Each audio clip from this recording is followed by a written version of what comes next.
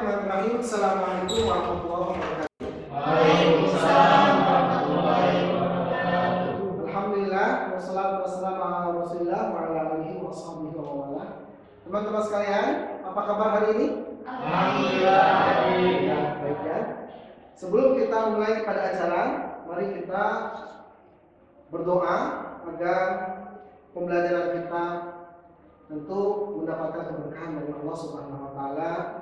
Mari kita mulai dengan membaca basmalah. Bismillahirrahmanirrahim. Alhamdulillah, mahasiswa saat ini full ya di kelasnya ya. Saya lihat ada Indra, ada Raihan, ada Feby, ada Gina, ada Lubis dan ada Ihsan. Ada yang mau masuk? Masuk semua ya. Baik, alhamdulillah. Nah, teman-teman sekalian, pada kesempatan kali ini Bapak akan menyampaikan melanjutkan materi kemarin ya tentang konsep dasar manajemen tahun. Tapi sebelumnya saya akan mengevaluasi terkait dengan pembelajaran pada pertemuan kita kemarin tentang filosofi tahun. Oke. Apa yang dimaksud dengan filosofi tahun? Ada yang tahu yang ingin menjelaskan tentang filosofi tahun? Ada Pak. Silakan Feby.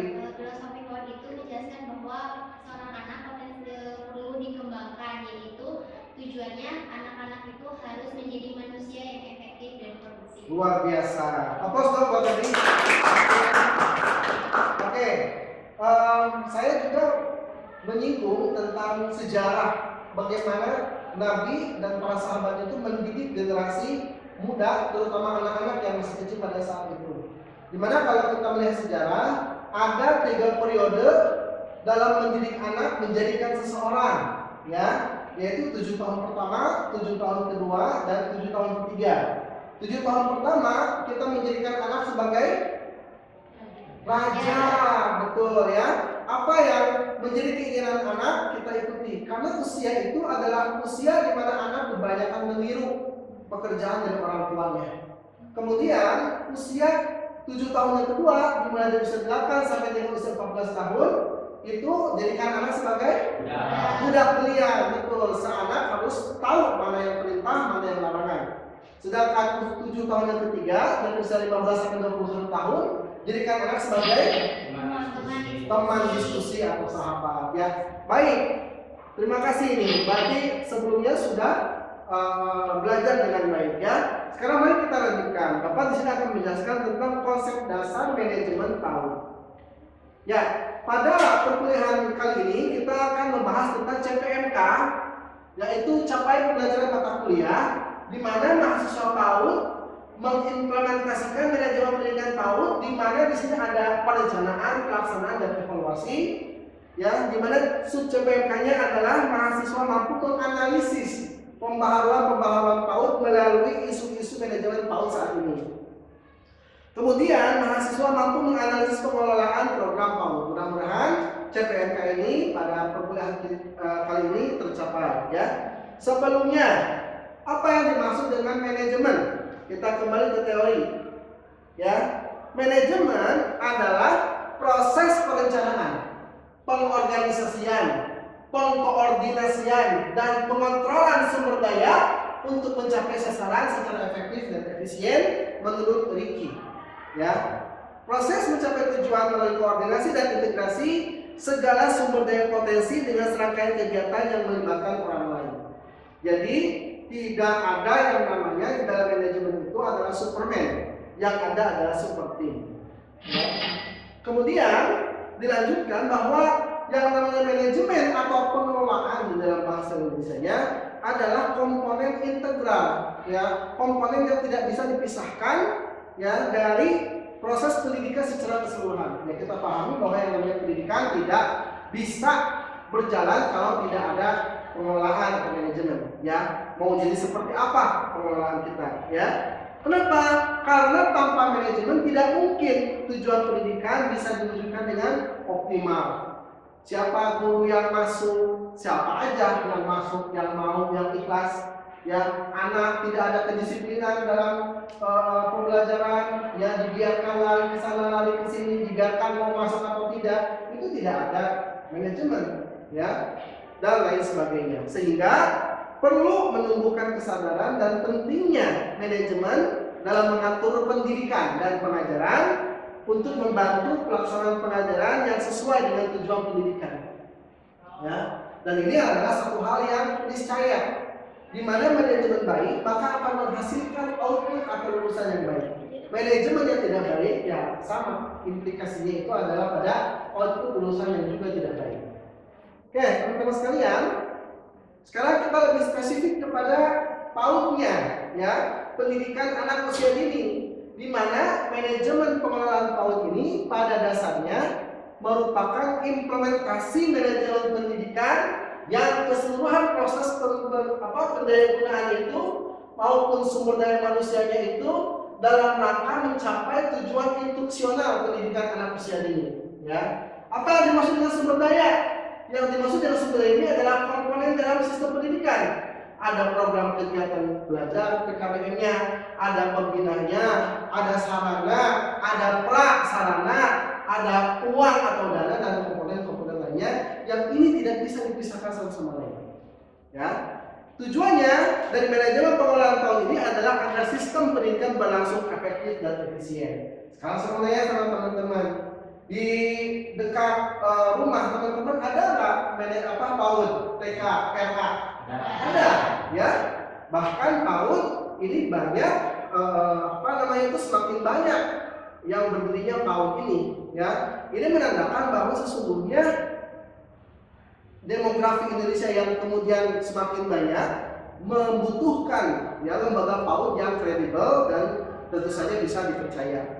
Jadi intinya daripada materi ini adalah manajemen PAUD itu adalah kita belajar tentang upaya mengelola, mengatur, mengarahkan proses interaksi edukasi, ya, antara anak didik dengan guru, antara anak didik dengan lingkungan, antara guru dengan lingkungan secara teratur, ya, terencana, tersistematiskan. Apa tujuannya? Untuk mencapai tujuan pendidikan anak usia dini. Di mana dalam pengelolaan PAUD ada 4 hal. Yang pertama, ada pengelolaan tenaga kerja, pendidik dan tenaga kependidikan. Yang kedua, ada peserta didiknya. Ya, PAUD mana bisa disebut PAUD kalau tidak ada peserta didiknya, ya. Ada sarana prasarana, ada ruangan yang dipakai untuk belajar, ya. Ada juga pengelolaan keuangan. Karena yang pengelolaan keuangan itu kalau dalam tubuh itu diibaratkan sebagai darah, ya. Kita bisa kemana-mana aktivitas segala macam karena darah kita masih normal yang mensirkulasi semuanya nih. Ya kalau misalkan sebuah lembaga ikhlas apa adanya, tidak ada manajemen keuangannya, sepertinya mati hidup tidak mau, mati juga tak mau. Nah, ya. Kemudian apa sih fungsi manajemen pengelolaan PAUD? Nah, di sini Bapak akan menjelaskan tentang 5 hal. Yang pertama kita lihat bahwa fungsi manajemen ini mempermudah pengelola. Siapa tahu nanti Indra punya PAUD, mau punya PAUD? Mau ya? Feby? Mau? Ya Pak, jangankan PAUD, SD juga mau. Kalau bisa semuanya, kalau bisa kampus juga mau. Ya, maka kita belajar bagaimana sebetulnya mengelola sebuah lembaga pendidikan. Hanya tidak gampang, tapi juga tidak mustahil kita kalau bisa mencapainya. Ya, bagaimana pengelola itu mampu mengembangkan dan melaksanakan program belajar yang edukatif bagi anak-anak. Yang kedua, fungsi manajemen di PAUD ini adalah mempermudah pengelola untuk menilai perkembangan lembaganya. Ya, perkembangan lembaganya biasanya dilihat dari apa? Jumlah murid yang banyak, gitu ya. Jumlah guru juga yang stabil, tidak banyak yang keluar. Kemudian apa lagi? Sarana prasarana mencukupi, minimal bertambah, kan itu makin berkembang. Betul nggak? Nah, kemudian membuat fasilitas PAUD yang siap. Nah, ini seperti yang tadi saya sampaikan, ya, siap pakai kondisinya. Ya, tentu kita juga memperhatikan bahwa sebuah ruangan yang layak seperti apa, sirkulasi udaranya seperti apa, pencahayaannya seperti apa. Sedetil itu yang harus kita pelajari agar peserta didik terutama dalam hal ini nyaman ketika mereka belajar. Betul nggak?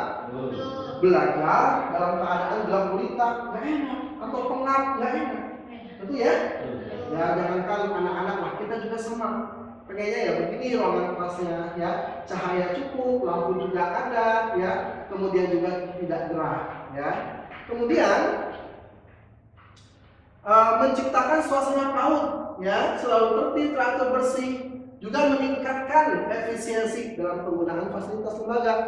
Karena ada orang yang bisa bangun tapi nggak bisa jaga ya, bikin bangunan rusak, bikin APE alat permainan edukatif ya, cuma 1 bulan usianya langsung rusak lagi. Kenapa bisa rusak ya? Nah ini sampai detail itu juga harus diperhatikan ya. Baik. Nah di sini teman-teman ya, pengelolaan PAUD yang baik hasilnya apa? Pertama, menghasilkan kemampuan yang dimiliki anak ya, seluruh kemampuan yang dimiliki anak sesuai dengan tahapan perkembangannya ya. Perkembangan kognitifnya bagaimana, perkembangan afektifnya bagaimana, perkembangan psikomotornya bagaimana. Yang namanya anak, terutama anak usia dini, bermainnya itu belajar, belajarnya itu bermain. Makanya konsepnya bermain sambil belajar, belajar sambil bermain ya. Maka bagaimana membuat situasi ruangan sekolah maupun kelas yang bisa menunjang itu ya, sekolah PAUD tapi sempit, gimana anak mulai lari kan gitu ya kira-kira. Maka diperlukan sarana yang mencukupi agar potensi anak berkembang atau bertahap perkembangannya ya. Kemudian mengenalkan anak dengan dunia sendiri, dunia anak ya yang penuh dengan imajinasi, dunia anak yang penuh dengan kreasi, dunia anak yang penuh dengan rasa ingin tahu, betul nggak? Ya, apa aja anak itu ditanyain. Bu guru, ustazah, ini apa? Bu guru, pak ustaz, itu apa? Kira-kira begitu. Ya. Kemudian teman-teman sekalian, mengembangkan sosialisasi anak. Ya, pada saat pertama masuk anak ke PAUD kita, anak kok ada yang langsung bermain, bergaul, ada yang terdiam, ada yang harus ditemani sama orang tua. Ya, tetapi kemudian dalam prosesnya dia akan memiliki ya kemampuan atau adaptasi untuk bisa berbaur dengan teman-teman atau lingkungan barunya. Dan memang ini adalah butuh proses ya. Kemudian ini mengenalkan peraturan ya, memberikan kesempatan kepada anak untuk bisa menikmati masa bermain. Makanya kalau sekarang di era disrupsi ini, anak-anak saat ini ya lebih cenderung ya dekat atau akrab dengan teknologi seperti gawai ini gadget ya, daripada dengan teman-temannya, daripada bersosialisasi dengan teman-temannya. Dan ini adalah tantangan tersendiri bagi kita kalau insya Allah suatu saat kita punya lembaga PAUD. Untuk apa? Untuk memanage atau meminimalisir penggunaan HP terhadap anak. Setuju nggak? Setuju. Ya, jangankan anak-anak Pak, saya juga kecanduan ya. Makanya itu jadi tantangan buat kita ya. Baik, tapi ternyata teman-teman sekalian di dalam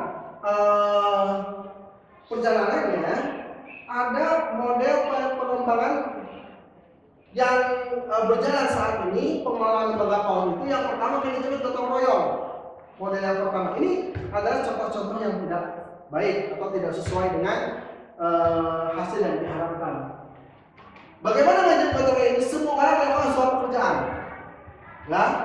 Tidak ada pembagian kerja yang tegas dan jelas sehingga proses manajemen tidak berlangsung secara efektif dan efisien.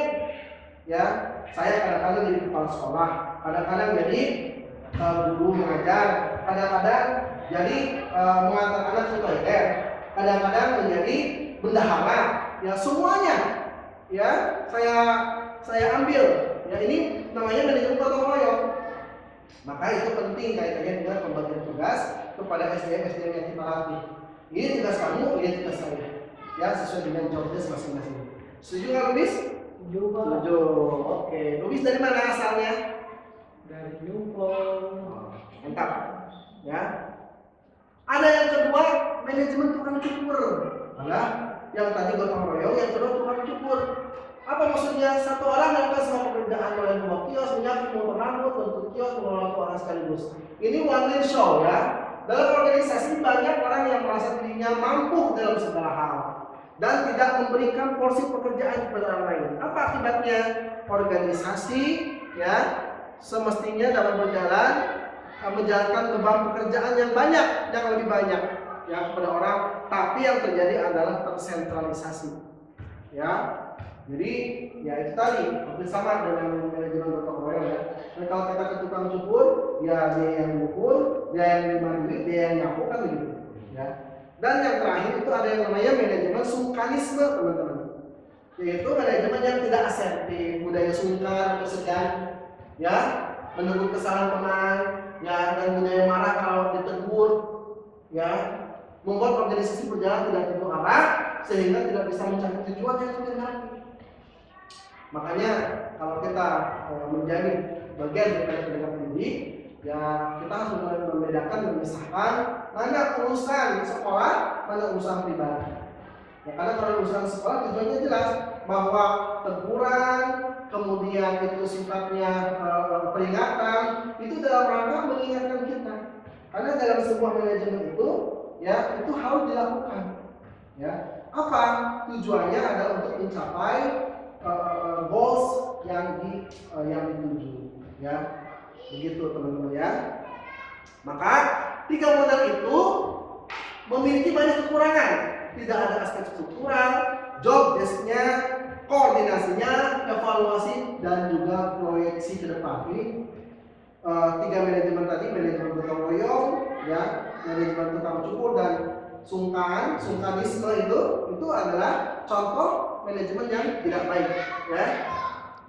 Dalam konteks ini dibutuhkan model manajemen yang seperti apa? Yang dinamis, ya. Lisan, yang progresif, ya, juga mempunyai unsur pemberdayaan dan penguatan. Maka ketika kita menjadi bagian daripada lembaga PAUD, kita sendirian harus mendorong diri kita sendiri untuk bisa maju. Jangan sampai hanya aktivitas mengajar, ya saya sudah mengajar kemudian pulang. Tapi mari kita sendiri sebagai salah satu daripada komponen manajemen itu, ya, yaitu tenaga pendidik itu mempamping diri kita, ya. Banyak baca, meningkatkan literasi, yang meningkatkan kemampuan, sehingga apa? Sehingga kita sendiri bisa maju, ya, jangan sampai tertinggal. Baik. Nah, ini teman-teman ya, tujuannya di sini adalah bagaimana agar eksistensi lembaga dibangun sendiri, ya, dan menentukan perencanaan yang jelas dengan adanya manajemen program pendidikan, ya, adanya manajemen sumber daya manusia. Nih, ya, yang namanya manusia itu bukan barang.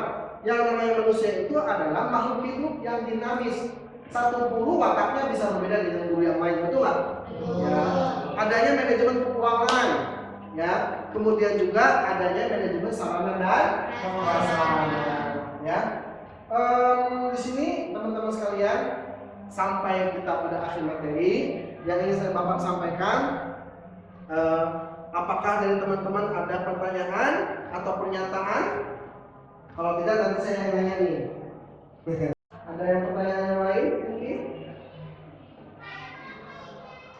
Oke, ya teman-teman sekalian, ingat bahwa pada saat ini kita sebagai pendidik maupun teman-teman sebagai calon pendidik, ya, berada pada situasi bahwa kita berharap, ya, memiliki harapan untuk melahirkan generasi-generasi muslim yang kuat, ya, generasi-generasi muslim yang cerdas, generasi-generasi muslim yang berani, juga generasi-generasi muslim yang moderat, yang mereka yang berislam, ya tentu saja dengan sikap-sikap yang moderat, jauh dari ekstremisme, jauh dari paham-paham terorisme yang tidak baik, yang bertentangan dengan semangat rahmatan lil alamin. Itu adalah tugas kita sebagai tenaga pendidik, dan kita juga harus mempersiapkan diri sebaik mungkin untuk menjadi guru yang teladan. Terima kasih teman-teman. Kalau misalkan tidak ada pertanyaan, kita akhiri dengan mengucapkan hamdalah. Alhamdulillah. Insyaallah kita akan bertemu minggu depan dengan tema yang baru, ya. Demikian dari saya. Assalamualaikum warahmatullahi wabarakatuh. Waalaikumsalam warahmatullahi wabarakatuh. Berapa menit?